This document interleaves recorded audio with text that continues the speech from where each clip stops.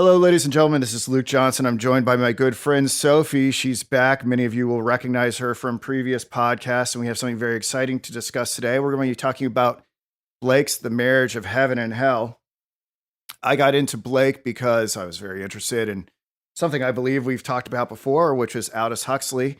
We talked about Brave New World. Specifically, I was able to trace all these things going back to Blake and even further back to Swedenborg, and it seemed inevitable that I would have to address The Marriage of Heaven and Hell, which is, I don't know, I wouldn't call it an epic poem, but it's a long poem.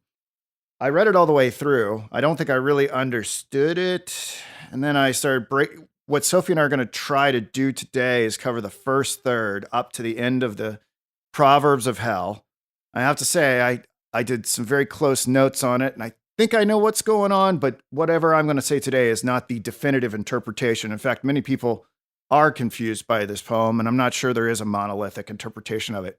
And Sophie prepared a great deal of material for this as well. I imagine I haven't looked at it because I wanted to be sort of surprised to see if our conclusions were similar, dissimilar on the air. And I guess we'll just jump right into it. And Sophie, would you mind reading the first part of The Marriage of Heaven and Hell for us, called The Argument? Okay, so I'm going to read this part. So it starts like this.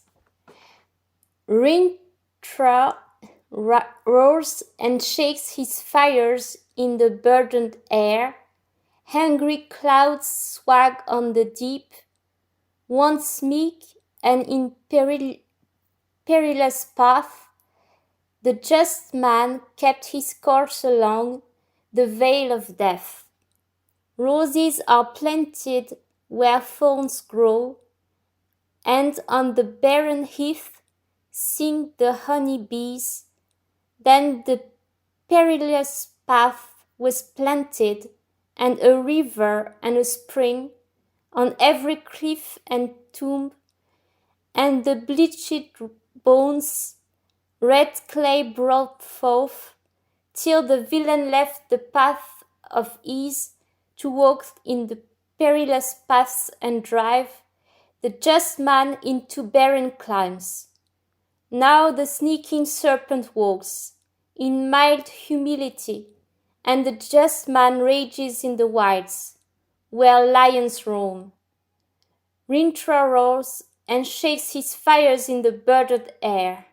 Hungry clouds swag on the deep, and a new heaven is begun, and it is now 33 years since its event.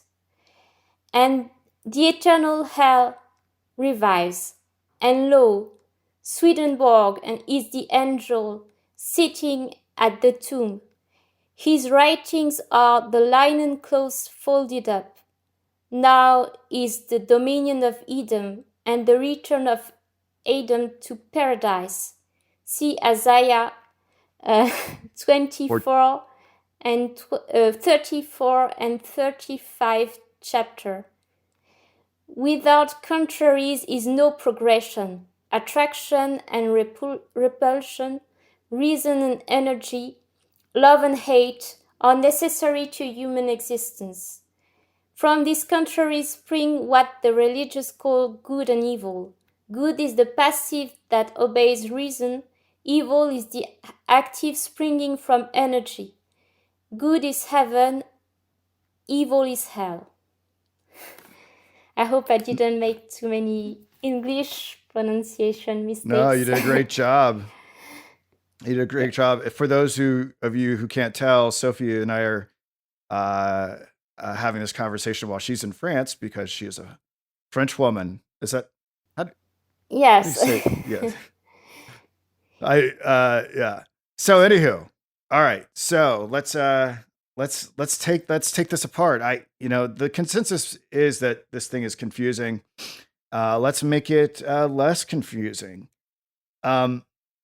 Okay.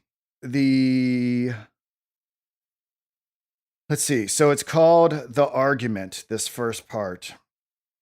And I believe that might be a reference to Milton, because Milton has in Paradise Lost a portion called The Argument. But we get this first line: Rentra roars and shakes his fires in the burdened air. We have to ask ourselves, who is Rentra? And Rentra is a character. And see, this is why this is so essential to break this down. Blake has this whole, and I'm just learning this, and I don't have any sort of mastery of it. I've only broken down a few Blake poems in my entire life, but a lot of this occurs in the Four Zoas and his poems on Milton and Sons of Lois and whatnot. But Rentra is a character in William Blake's mythology representing the just wrath of the prophet. Rentra first appears in this poem that we're dealing with today, and it shows him personifying revolutionary wrath. He is later grouped together with other spirits of rebellion in the vision of the daughters of Albion. Rentra is the brother of Palamabron, pity, Bromion, scientific thought, and Theotomoron, desire and jealousy, represented together as are the sons of Los or of Jerusalem. And that is something that I lifted from Wikipedia. So we have this revolutionary kind of fire demon, and it we're talking about heaven and hell, and we're drawing on Emanuel Swedenborg. I think it's, at least, I think the conclusion that I am tempted to draw here is that obviously we're talking about Satan leading a rebellion in heaven, and where that exactly occurs is an interesting question that a lot of theologians are not in agreement about. But I think we get some of that cosmology played out, but from the perspective of Satan or Lucifer. And I think we're talking about, in my opinion, the first rebel who tried to take on God and be above God. What say you, Sophie? Well, as a preparation for this talk, I've read the Jungian interpretation of this poem by June Singer. The book is called Blake, Jung, and the Collective Unconscious: The Conflict Between Reason and Imagination. So this is a Jungian interpretation of this poem. And so the interpretation will be maybe less religious and more psychological, and it's rather focused on what is happening in Blake's own internal life. And from, if you can interpret it in terms of theological, and you can have a theological interpretation of this poem, but you can also say that it's the spirit of rebellion inside Blake, which is trying to express itself. Yeah, I think both those levels of interpretation could be completely true, and I'm glad that Sophie brings the Jungian analysis to this, because obviously Blake had an impact on all these individuals that led us to the discussion of this poem to begin with. So I think we get a little bit, also when we're talking about the spirit of rebellion, whether it's occurring with just within Blake and him working out some sort of psychological entanglement, or if it's a more of a theological thing where it's sympathy for the devil and deciding what side you're going to ultimately identify with. The calling it the argument also realizes that there's a problem. There's a tension between opposing sides, and so I think it's more than just a reference to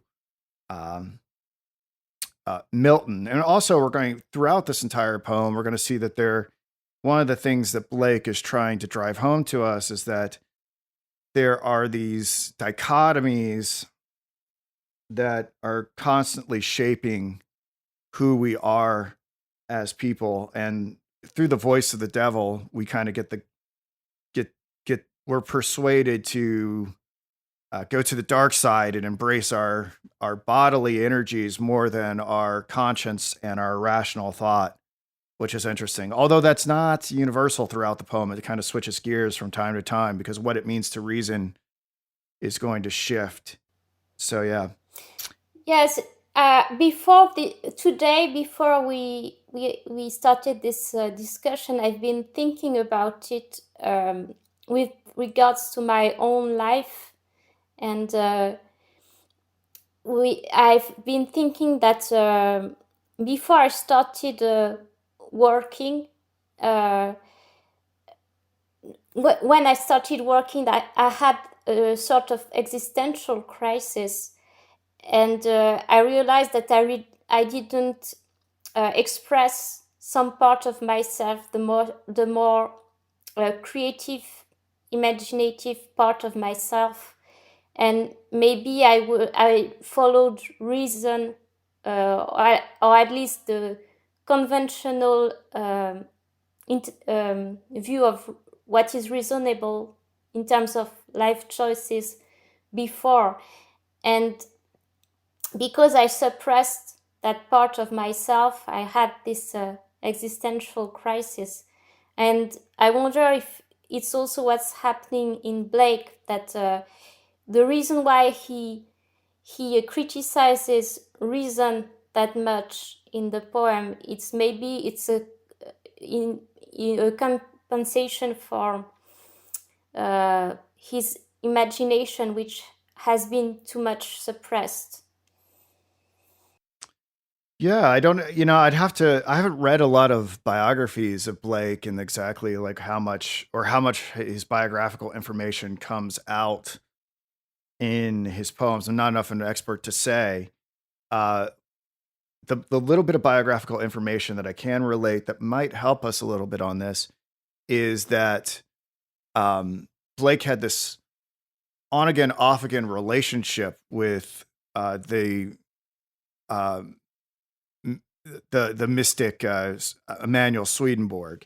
And what's interesting is that so Blake was what part of the founding of the New Jerusalem Church, was there to affirm some of the initial revelations of Swedenborg. And Swedenborg wrote this massive book called Heaven and Hell. And so by writing something called The Marriage of Heaven and Hell, Blake is satirizing and doing a parody of Swedenborg.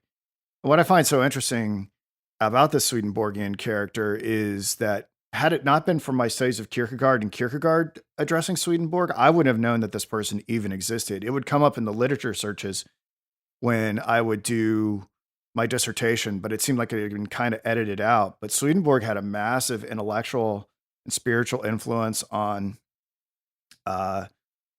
people like Borges, Blake, even in America. Like one of the first Swedenborgian missionaries was Johnny Appleseed. That's part of what he was doing over here, was trying to spread the word of Emanuel Swedenborg.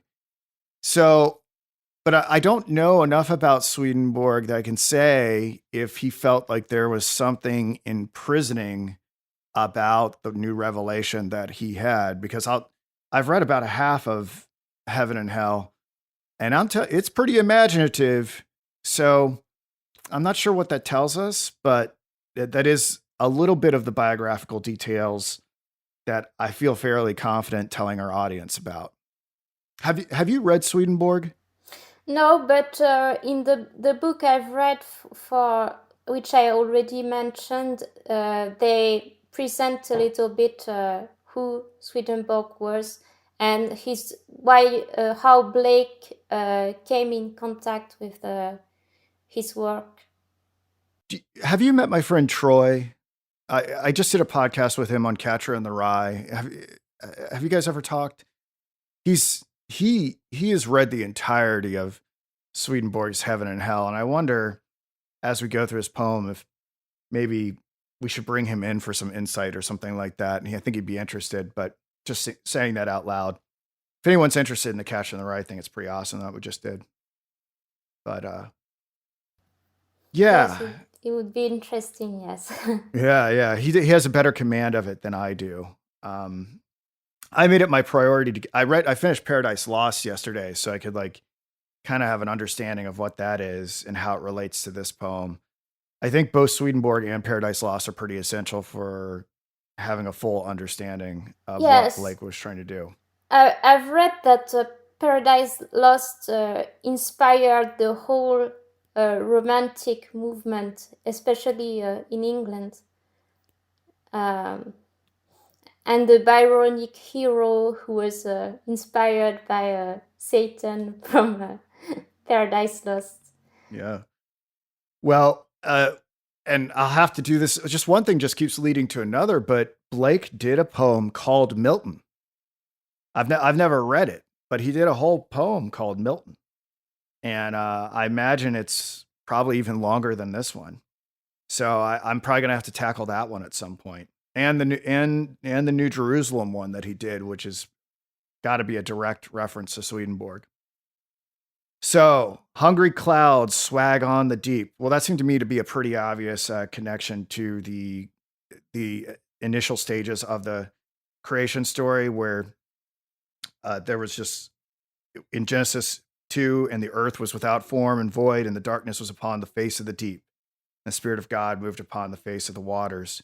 So, kind of the way that he talks about hungry clouds swag on the deep, thought that was perhaps a reference to the when I think about there's oftentimes in the Old Testament where God is talked about as a cloud, and there are all these animal sacrifices that and burnt offerings that are made to God, and God seems to actually smell them, which I know kind of goes against a lot of the anti-anthropomorphic understandings of God, but in the Old Testament, God seems to be pretty anthropomorphic at times, maybe not all the time. And I wonder if this was a kind of a dig at that hungry clouds swag on the deep. That's what came to mind there. What about you, Sophie? Yes, it makes me think about the flood, the Noah story as well. It's like the clouds are announcing a tempest, or that the rain is going to fall, that we are going to see one huge catastrophe happening. It's not happening yet, but we can see the signs.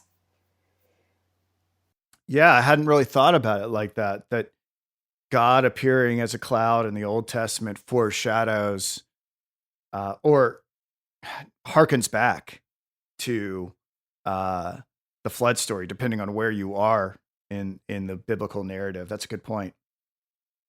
So once meek and in a perilous path, the just man kept his course along. And I think what we're supposed to do here is to identify that the rebel Rentra is the just man. That's what I kind of gathered from this. And against, in the Bible, it tells us that to keep our path is to be narrow and straight, not crooked. And if it is crooked, then God is to correct it. But what we see here is that the just man is taking perilous paths that lead him into the vale of death, or the valley of death, which is a reference again in the Bible. And as we go through this, as he's going, just he's wherever he goes, it seems like these barren places, at least initially, start to grow things. Roses, honeybees crop up.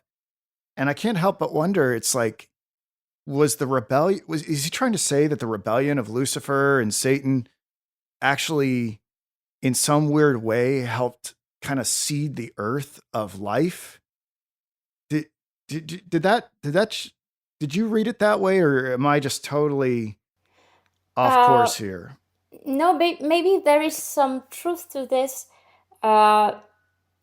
because I'm thinking about the psychological interpretation of this, and it seems to me that we are going to read the next lines, but there is internal division inside the man. First, the man is a unity, and then there is a separation between the just man and the villain. Oh, I see. So you're thinking they're like these are all different parts of that are going on within the psyche of the individual. Yes, and it Ah, seems to me that the just man um, is driven to this state of depression or hardship because of this separation, and it's as if there was a previous state of paradise, the Garden of Eden, where people were in a state of innocence, and then there is a separation, which is the birth of consciousness of good and evil. And I wonder if that's why Blake is trying to represent that because there is this consciousness of good and evil, the man is separated into the just man and his, if we use Jungian terms, we can say the shadow or his dark side, the villain, or what word is he using, Blake? he's the just and Rentra is the more specific name. We're gonna get the villain a little bit later, but I thought um, to be honest, I thought he was trying to portray God as the villain. But I like the way that you're interpreting this, and see, we're both identifying forms of rebellion, and I was thinking this is like the war in heaven rebellion, but you're kind of identifying it with the re- the rebellion that Adam may have had as he's cast out of Eden and what happens in that process. And I'm not sure that might be a right way to read it. I don't think it's a wrong way to read it. But Yes. we're both talking about we're talking about different episodes of rebellion. So it's interesting. Yes, I don't think uh, I don't think it's only about rebellion. We can also. Where did you stop reading? Was it at? Well, I kind of just skipped ahead because I was like, oh Yes, man, we're gonna be here a while. yes. I left off at the tomb, but I kind of just paraphrased because I was like, oh goodness, if we're gonna be doing this a while, if we go line by line, I Okay, because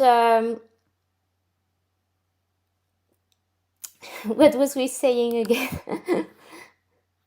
you were talking about Sorry. rebellion. Yes, You're talking about it's not all about rebellion. We have other emotions which are described. We have especially the image of the barren heath and the perilous path and the tomb, and it seems to me that it describes a state of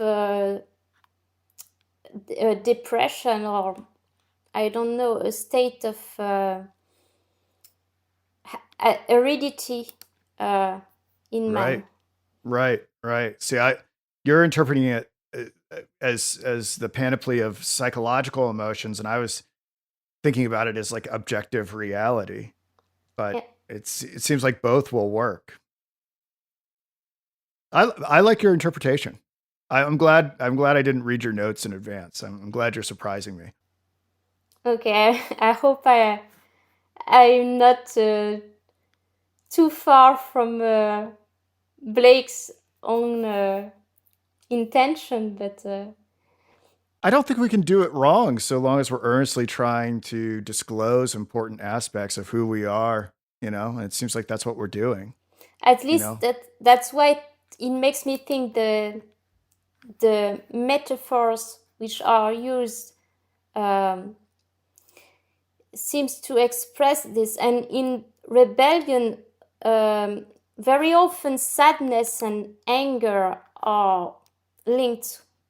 These are emotions which are linked to one another.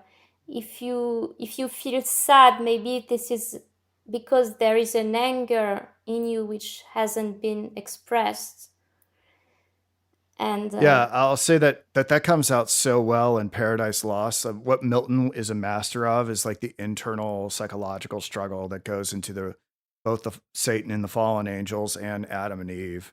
Like they rebel, but then they also are like, "Oh no, what have we done? How do we get back?" So we have this the it's interesting. I read Paradise Lost as like a more psychological one, and I took this one a little bit more literally, and I might have to go back and revise my thoughts on it. But yeah, that complicated sense of emotions is on full display in Paradise Lost for anyone who's interested. Yeah. So maybe I'll just take this next little bit here before we get into the prose part. Just read this one kind of quickly. And on the bleached bones, red clay brought forth till the villain left the paths of ease, to walk in perilous paths and drive the just man into barren climes. Now the sneaking serpent walks in mild humility, and the just man rages in the wilds, where lions roam. Renshaw roars and shakes his fist in the burdened air. Hungry clouds swag on the deep. So the thing that I latched on to, till the villain left the paths of ease, to walk in perilous paths and drive the just man into barren climes.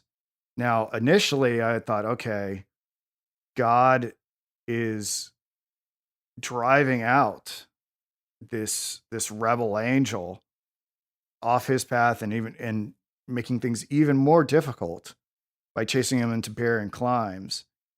But if I read it your way, the villain and the just man become the same thing. yes, and there is a very easy Jungian interpretation of this. Like I used the archetype of the shadow, and when in the individuation process there is a stage where man is confronted with his shadow, his dark side, all his the suppressed parts of his psyche which he has rejected, and this part of himself are rebelling against him, against his consciousness, his conscious agency. And it's like the just man is being he's being attacked by himself. Yeah, he's tormented by his conscience. And so he can be all these things. He can be the villain, he can be Rentra, he can be the just man. He can be, it seems like he would also be the serpent and the man, and also, yeah, it seems like he could be the serpent as well. So he's got all these different aspects of himself. I think that from a parsimony perspective, I think this makes more sense. If I understand what you're saying correctly. Yes, but again, we can interpret it in more theology. We can have a theological interpretation of it, and we can say it's a historical story which describe events, but we can also say it's Blake who is using his imagination and metaphors to express his inner life. And Right. all these parts of himself, which are the different characters, are all Blake. They are all part of Blake's psyche. That's interesting. So, because in the Bible, like Satan appears and manifests different forms, and Jesus says he's like lightning that fell from heaven, and he's a serpent, and uh, he's like a dragon or a lion, or there's all different ways to talk about it. It's like, well, you can talk about this as being an objective reality where Satan seems to have the capacity to shapeshift, or like you're saying, they're just sort of avatars of the different dimensions of consciousness. That these are like different permutations of, I guess, Jungian archetypes. Now, I'm not an expert on archetypes, so I'm not exactly sure like what the difference would be like between the serpent and the villain and the just and da da da da da, and how it would all match up. Maybe you can say something about that, but I like where you're going with all this. Part of the reason why I thought like we were talking about something prior to the Garden of Eden is that, and I'll just point this out, Blake makes the point to talk about how the sneaking serpent walks. And at least from a biblical perspective, it's not till Genesis 3:24 where, actually 3:14, where the serpent was commanded to go on his belly for the rest of his days. So that's why I'm still thinking this is pre-Edenic, if it is like attaining to some sort of objective biblical timeline. But yeah, I don't know. Do you have anything to say about like how archetypes may apply to all of this? Well, yes, actually, Because there's more than the shadow. There's more than the shadow, right? no, it's more than that. But I was talking about the villain, which may be the shadow of the just man. If we take these two characters, but yes, we have all the other characters which may represent other archetypes. Well, I think it's interesting if we are going to say that, if we're going to agree with Blake and say that Satan or Rentra or whoever this character is supposed to be is just on some level, right? Then he does really have like a bone of contention with God. So what is, biblically, or at least Miltonically, if that's the word, the way that the whole dispute gets set in motion in a lot of theological circles between, like, because Satan was the highest anointed cherubim. He covered the throne of God and was very powerful. And Blake even mentions that later in the poem. And at least in Milton, the way that they talk about it is that there was a prophecy in heaven that God was going to create this creature named man. And it incensed Satan and the rebel angels so much that God was going to lavish such attention on such a frail creature as man, that this is what instigated the argument, the rebellion in heaven. So, and it does kind of, from a certain point of view, it does seem, if you're not privy, I surrender, I'm not interested in getting in arguments with God. So I just accept it as fact, that there's some wise justice to making humanity the focal point of creation. But it would seem, if you were a higher order being, and some people even say that Lucifer, Satan, was an archangel, not is anymore, that it would be hard to, it would seem like from your perspective to understand why man was so important. Why go to such lengths to make man when you have these other creatures that are immortal, can, or seemingly immortal? That's an interesting question itself. Can just smarter, stronger, everything, why? I guess that's maybe why Blake is calling him the just man, is that it's like God taking more interest in an insect than his most magnificent creation, which are the angels, in his opinion. What do you think about that? I have several things to say about this. First, let me hear. Yeah. we will see in the rest of the poem if the rebellion is really against God, which which I don't think it's really the case. If we read the rest of the poem, we may understand that it's more about how do you say this in English? The religious institutions rather than God Himself, and against reason, and rather is not really we don't really see a rebellion against God as a person or as a in the rest of the poem. And there is a rebellion against Swedenborg as well. Right. Most definitely. Most definitely. Well, let's get into that a little bit here.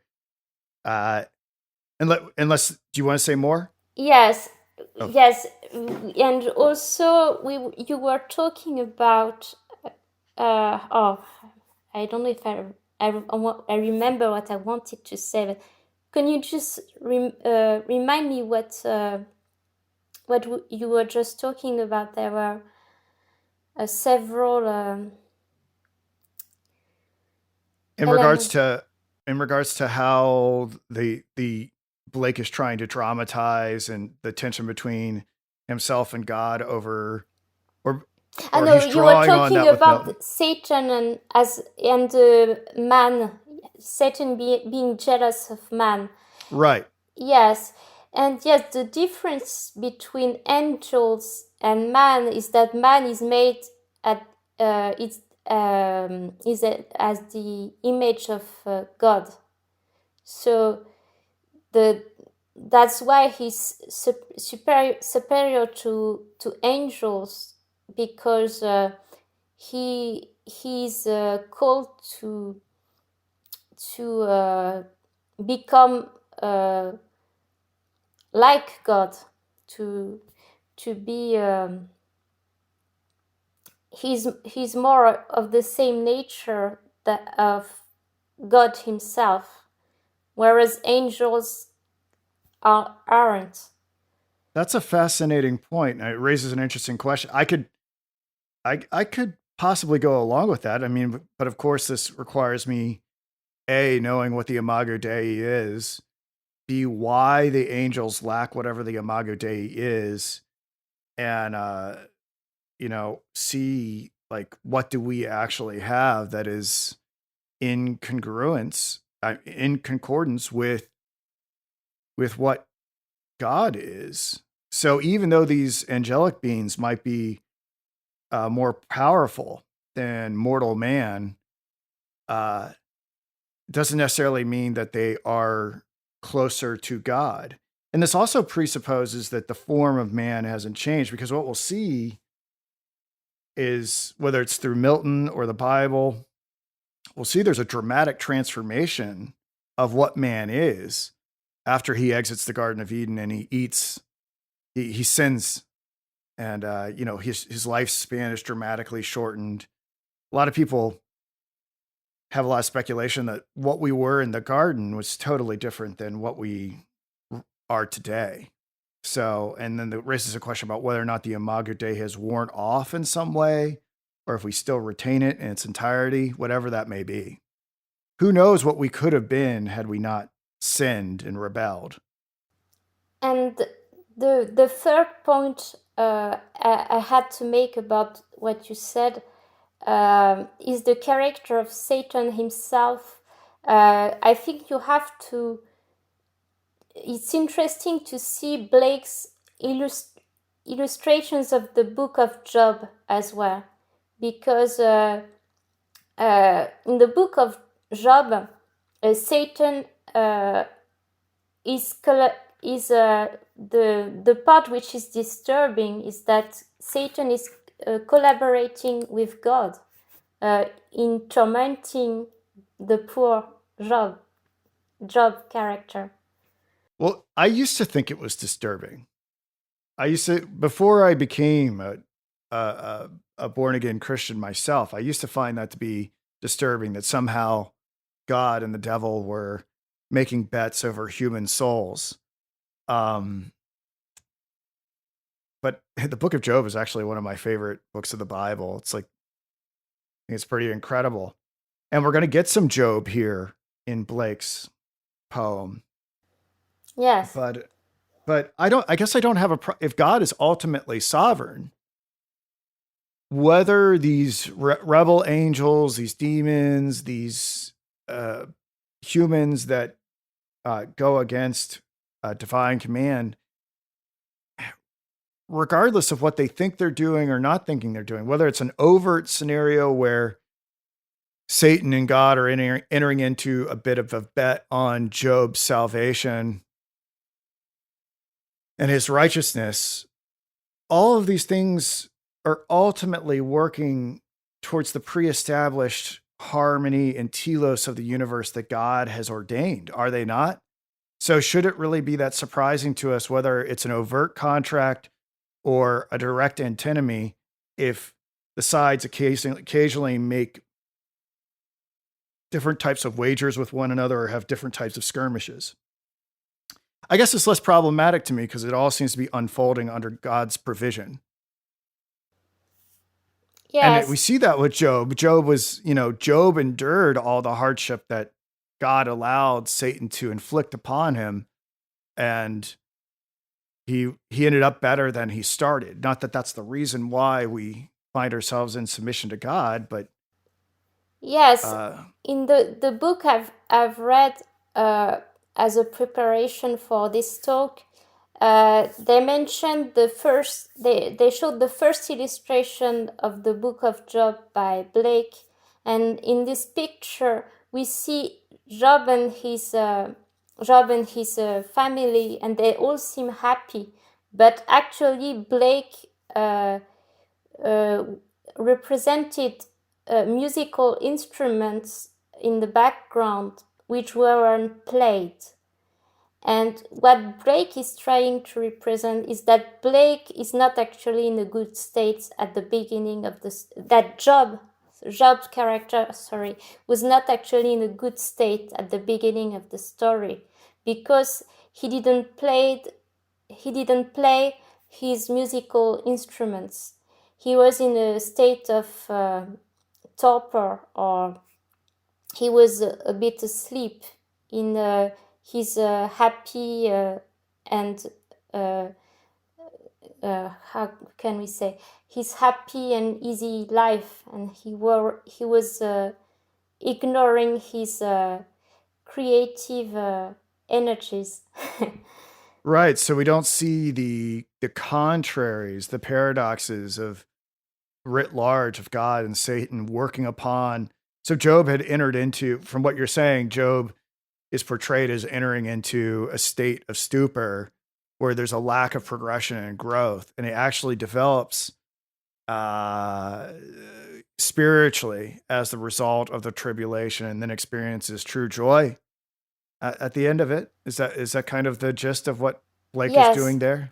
So we can, maybe Blake was saying that what happened to him, the tribulations he endured due to Satan, was maybe actually a good thing, because he was not he needed this in order to grow spiritually, like you said. That's fascinating. Well, I'll have to.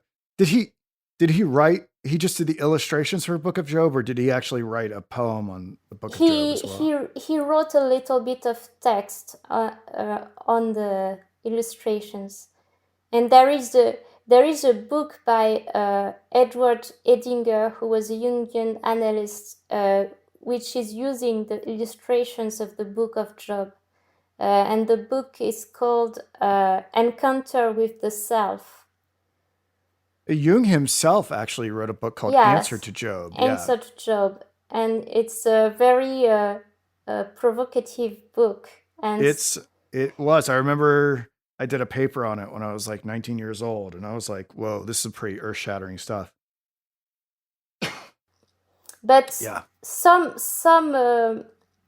theologians didn't like the book because they said that Jung was trying to give to say that all religious teachings were psychological events, and Jung said that it wasn't true, that he was not saying that anything about the metaphysical reality, that what he was writing about was about how people experiences the religious experience of people. He said that he couldn't say anything about the metaphysical realities because it's not his job. He was a psychiatrist and not a theologian.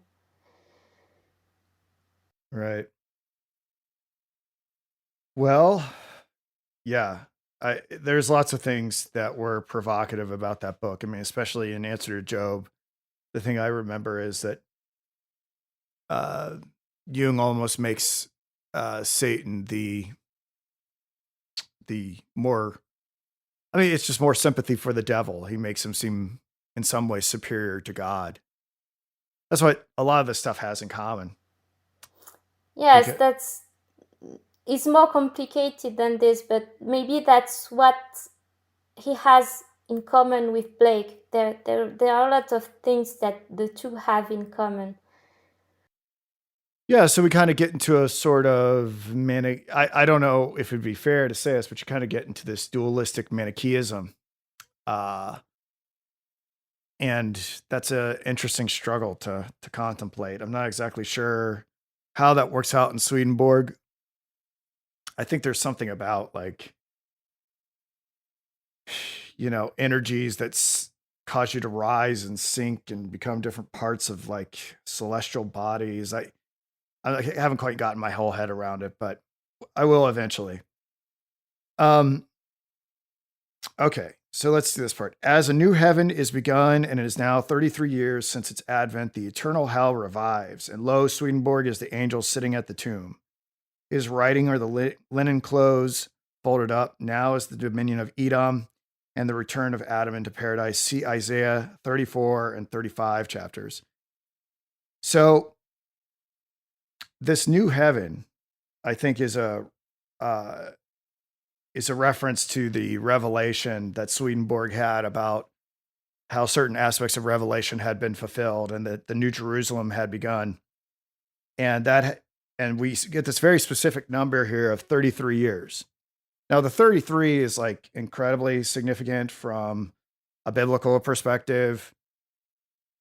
Jesus was supposedly 33 years old when he was crucified. A third of these angels rebelled. It's also a Masonic number. It's the 33rd degree is Inspector General Honorary, and you can read up on that. But there's a lot of Freemasonry that was involved with Emanuel Swedenborg, and you see it in some of the.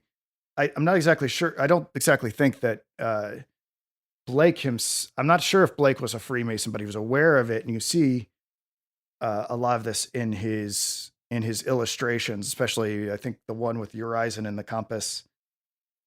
But the 33 years he's talking about is that the heaven and this the marriage of heaven and hell was composed between 1790 and 1793 in the period of radical ferment and political conflict during the French Revolution. The title is an ironic reference to Emanuel Swedenborg's theological work Heaven and Hell, published in Latin 33 years earlier. That's from Wikipedia. So it's very precise here that this poem comes out 33 years after uh, Swedenborg's Heaven and Hell came out. So I thought that was interesting. And I suppose if we're going to have this new heaven, we're going to have an eternal hell that is also going to be resuscitated on some level. And if we're going to have this aspects of Revelation fulfilled and this spiritualized Christ body, Swedenborg is that angel to announce it, and his writings are like the linens of Christ that were found after he resurrected.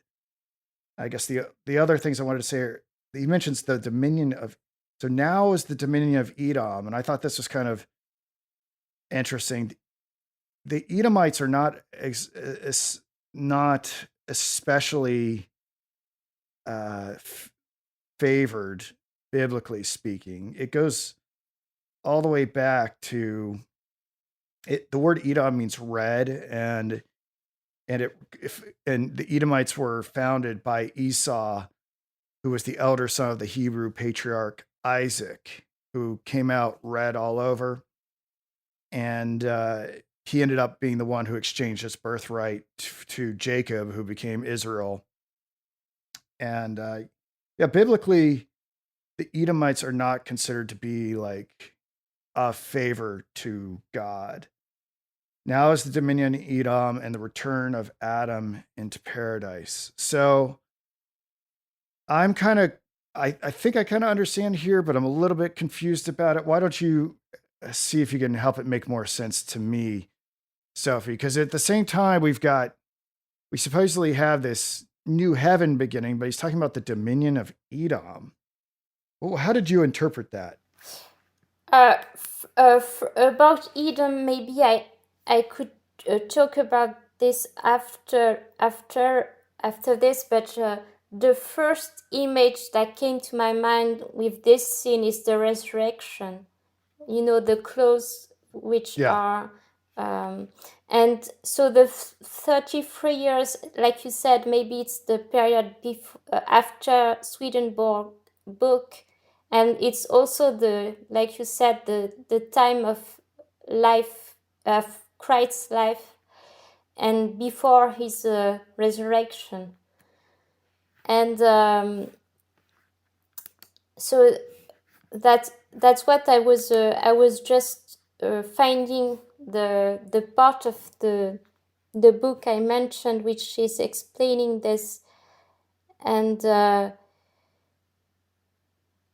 like you said, it's the period of the French Revolution and the British reaction to it. And I was just searching for the part about Edom.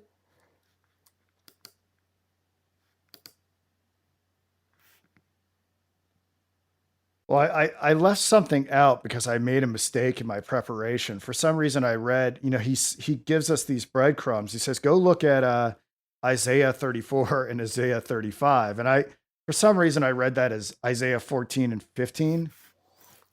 Okay, I've read them, but I have to remember what it says. Well, I have Matthew Henry's short commentaries. Okay. Here, let me just read those real quick and let me see if that can help us get up to speed. So for chapter 34, in this chapter, we have the fatal doom of all the nations that are enemies of God's church and people, though Edom only is mentioned because of the old enmity of Esau to Jacob, which was typical as much as that more ancient enmity of Cain to Abel, and flowed from the original enmity of the serpent to the seed of the woman. It is probable that this prophecy had its accomplishment in the great desolations made by the Assyrian army first, or rather by Nebuchadnezzar's army sometime after, among those nations that were neighbors to Israel and had been in some way or other injurious to them. That mighty conqueror took a pride in shedding blood and laying countries waste, and therein, quite beyond his design, he was fulfilling what God here threatened against his and his people's enemies. Well, we have reason to think it is intended as a denunciation of the wrath of God against all those who fight against the interests of his kingdom among men, that it has its frequent accomplishments in the havoc made by the wars of the nations and other desolating judgments, and will have all its full accomplishment in the final dissolution of all things at the day of judgment and perdition of ungodly men. That was 34. 35. As after a prediction of God's judgments upon the world follows a promise of great mercy to be had in store for his church, so here, after a black and dreadful scene of confusion in the foregoing chapter, we have in this a bright and pleasant one, which though it foretell the flourishing state of Hezekiah's kingdom in the latter part of his reign, yet surely looks as far beyond that as the prophecy in the foregoing chapter does beyond the destruction of the Edomites. What were typical, and it concerns us most to look at those things which they were typical of the kingdom of Christ and the kingdom of heaven. When the world which lies in wickedness shall be laid in ruins, and the Jewish church which persisted in infidelity shall become a desolation. Then the gospel church shall be set up and made to flourish. Huh. So, Yes. as a new, I think that helps us a little bit. As a new heaven has begun, it's now 33 years since its advent, the eternal hell revives. And lo, Swedenborg's the angel sitting at the tomb, his writings are linen clothes folded up. Now it's the dominion of Edom and the return of it. So both of these things are happening at the same time prophetically. It is what I got from reading those commentaries on Isaiah 34, 35, is that there's a destruction and this appearance of this better time, to put it shortly. Yes, if we read the Isaiah 35, it uses the same metaphors as in this part of Blake's poem. We have the desert and the lion as well, I think. So I think it predicts a happy future of the return of Adam to paradise. Yeah. It definitely puts a different spin on it. So, do you want to say more? Do you want to say more about this paragraph? I did a lot of reading there. No, maybe we can go on to without contraries is no progression, perhaps. Yeah. Without contraries, there's no progression. Attraction and repulsion, reason and energy, love and hate are necessary to human existence. For these contraries spring what the religious call good and evil. Good is the passive that obeys reason.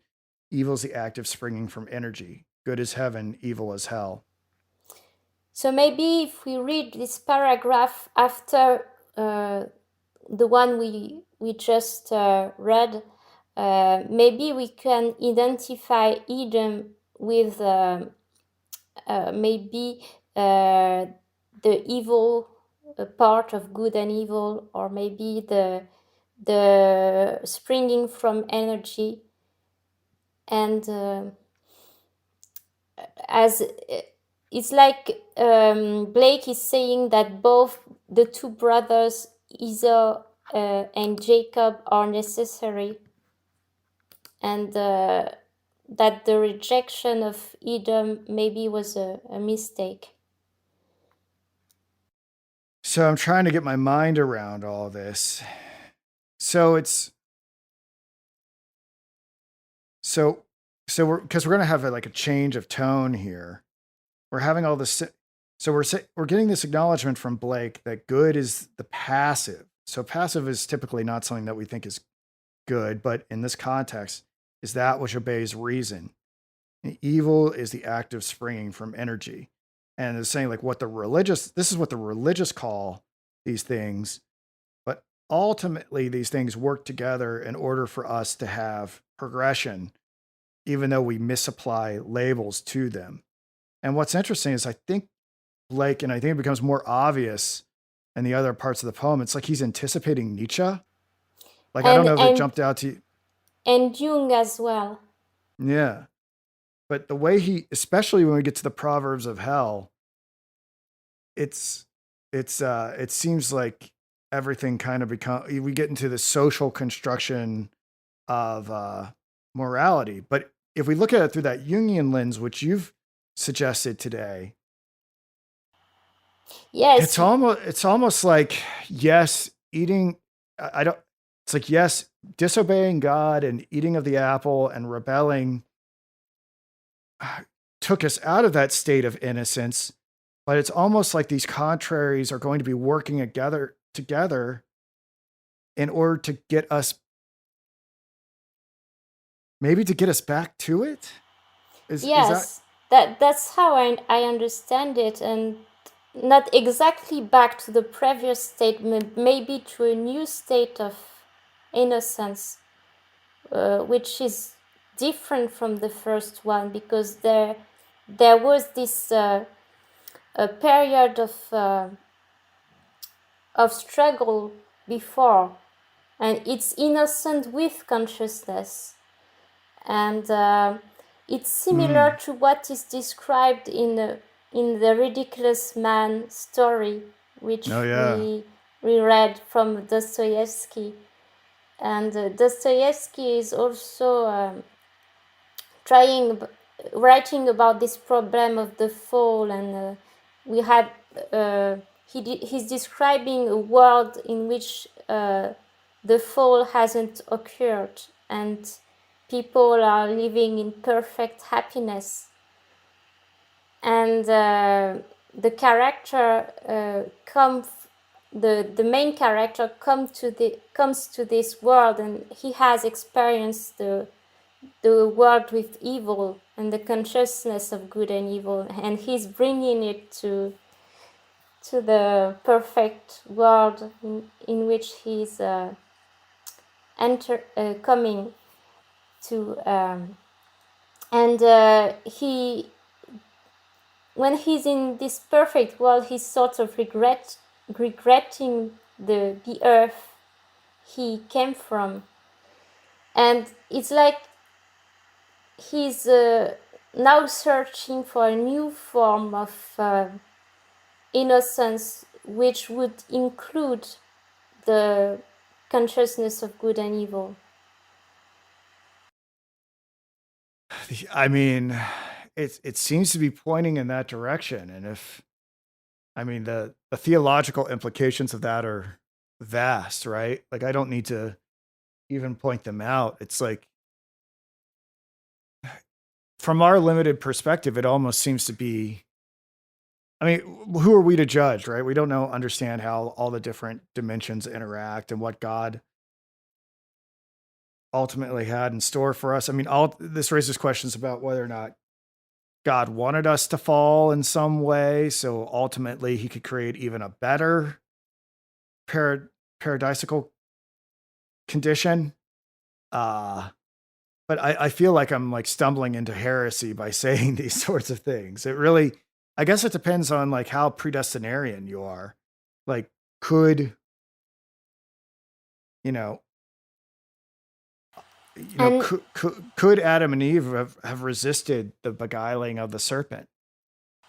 oh yes, and again we can have a more psychological interpretation of it and say that it's when a child is entering, when he starts to have his individual consciousness, he leaves a state where he's depending on his parents for everything, and he's now becoming a separate individual. And in this state of individual consciousness, he's going to have internal conflicts, and he's going to have to make his own decisions. And so the opposites are going to fight against each other in himself.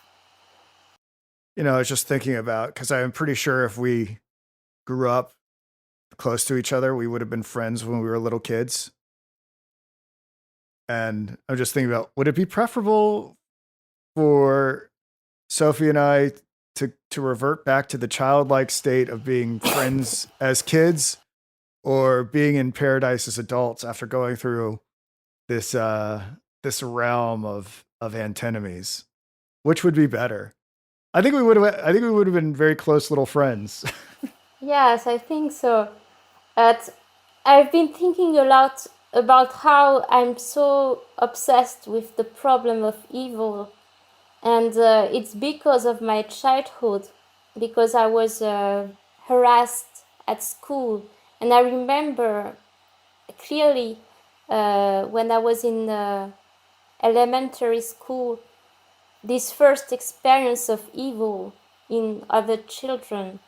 It's something that still today had a lot of influence on my intellectual life, because I wanted to understand why little children could be cruel.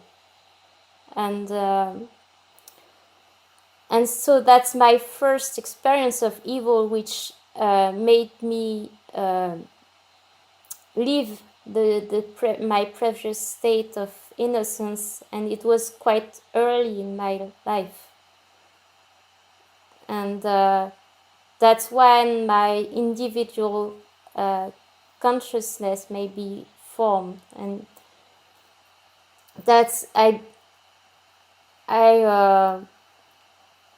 wonder if I would have become who I am today if I had not lived these experiences as a young child. Probably not. Probably not. I mean, I was, I don't know exactly what you were subjected to, but like I was like a really overweight, goofy looking kid. And so I was like kind of obese as a child. And uh, so I took, I got made fun of for my weight all the time when I was little. And, it kind of like at a very young age kind of taught me that I was not going to be cool or have like a crush or a girlfriend. Uh, and yeah, so I had to like refashion my identity even at like 8, 9 years old. I was like, well, I'm never going to be cool, but I can be smart and I can try to be the class clown and I can be other things, if I hadn't gone through that, you know, I probably would have come out a very different person. But yeah, I wouldn't say I was bullied mercilessly, but enough that there are persistent wounds today still, right? I think I still compensate a lot. Uh, Fortunately, I lost the weight, but I think there's probably some stuff that happened there that made me who I am today. It made me a loner. It made me an individual. I just knew very early on that I was never going to be a part of a crowd. So it always made me outside of the group. And for that, I'm thankful. I don't think it was as bad as what you endured, but it probably had a big impact on who I became. Yeah, so we can think of this poem as we can have two interpretations of this poem, like we had since we started this. We have the first theological interpretation, where we're trying to understand what it implies about the metaphysical reality and the history of the religious history. And we can also have this more psychological individual interpretation of it, which it can describe our own lives, like we just talked about, and Blake's life as well. I think that's fantastic. You know, I'm I think, to be honest, I we've been going for about an hour and 15 minutes. Mm-hmm. It might be a good stopping point. I don't I know we were going to try to get to the Proverbs of Hell today, but I'm thinking that's going to be harder to do. We might want to just break this up into more parts, but I don't know if that will work for you. No, it can be good, I think, because people are going to understand it better if we focus on one theme at a time, perhaps. Yeah, I think so. And I learned so much from you today, Sophie, that I kind of want to go back and look at the poem with new eyes and maybe update some of the notes that I made, and uh, and maybe bring something a little fresher next time. And maybe we can find a time to talk about the voice of the devil and see how far we get next time. Does that work for you? Yes, it works for me. All right, fantastic. Well, Sophie, I don't get the chance to say this very often. You taught me so much today. And on behalf of everyone who listened, thank you so much for doing the research on the Jungian interpretation of this. In my own research and preparing for this, I had not come across that. And I just want to say thank you. You did such a good job bringing out that aspect of the poem. Yes, I haven't been able to express everything that I learned because I sometimes struggle to be focused and to remember everything I wanted to say and to express it. It's not easy to do this I know live. it's hard to get, it's hard. It's hard to get, that's why I have to write a book, because then I can just I can get it all out, and it's very hard to just find the words to express everything that's rolling around in your brain. So, anywho, well, I will have this edited today and put out on the various platforms. And I want to thank Sophie, and we'll chat about when the next time we can get together, whenever she's free. And thank you for listening. Thank you, everyone.